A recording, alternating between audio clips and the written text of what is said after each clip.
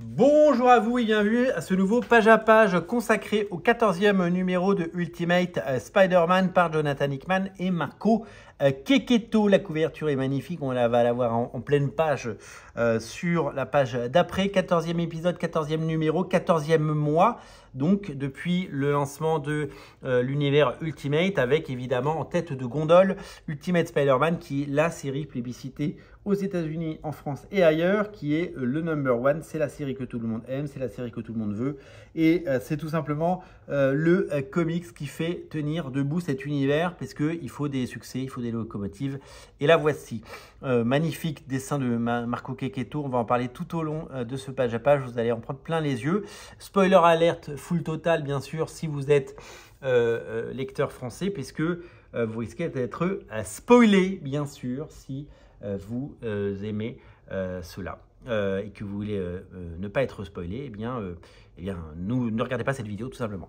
On a laissé Spider-Man et... attends, on va d'abord regarder cette couverture en grand, elle est magnifique. J'aime toujours autant la mise en page de ces comics parce que je trouve ça super chouette. Voilà,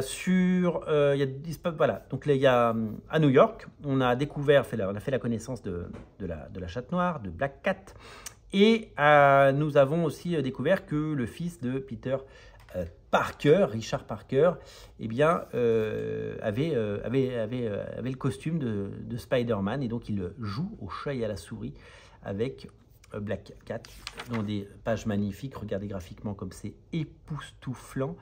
Et c'est vraiment graphiquement génial. Le chara design est superbe. Et puis le dessin de Marco Checchetto est à l'avenant.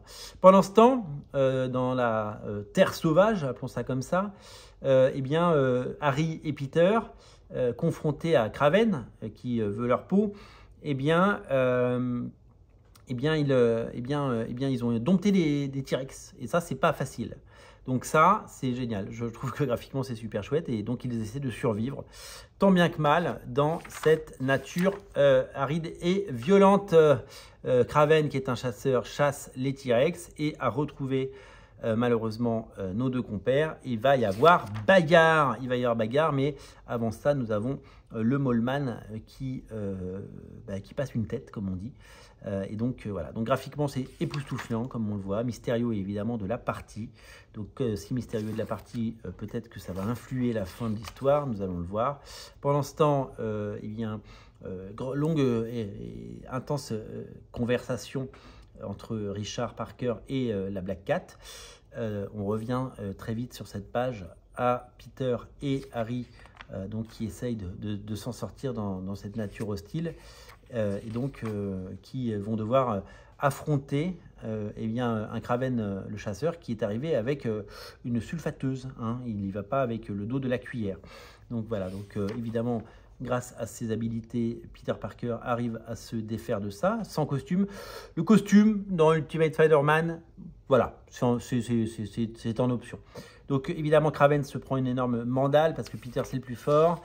Et donc il lui casse ses guns et il a un petit peu gagné. Mais attention, Kraven avait un pistolet et Peter se fait blesser. Donc il se prend une balle qui le transperce et le traverse.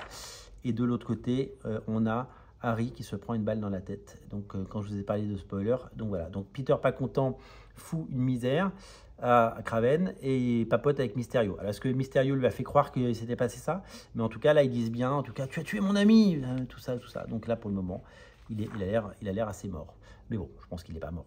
Il rentre à la maison un peu fatigué avec une balle dans le corps et sa femme va venir s'occuper de lui et il dit que Harry est mort et qu'il n'a pas pu le sauver. Mary Jane met la main sur la bouche pour dire qu'elle est désolée. Voilà, donc c'est un joli carnage. Et donc, ils vont devoir fuir parce que y a un vrai problème, quoi, en gros. Donc, we run et ça c'est à suivre. Donc, vivement l'épisode prochain, évidemment, pour découvrir la suite. Marco Checchetto au dessin, Jonathan Hickman, toujours cette mise en page impeccable. Et vous avez vu le niveau graphique, c'est génial. La couverture du 14 avec la promesse de l'homme sable, comme vous pouvez le voir. Des figurines et une publicité pour Godzilla versus Hulk. Et oui, Jerry Duggan et Giuseppe Camuncoli qui vont se faire affronter Godzilla et Hulk. Il fallait y penser. Merci Marvel pour tous ces crossovers de qualité. Merci d'être aussi nombreux à regarder Radio Comics. Merci à tous ceux qui s'abonnent. Merci à tous ceux qui vont le faire. Et merci pour votre fidélité. On se voit très bientôt. Abonnez-vous. Salut!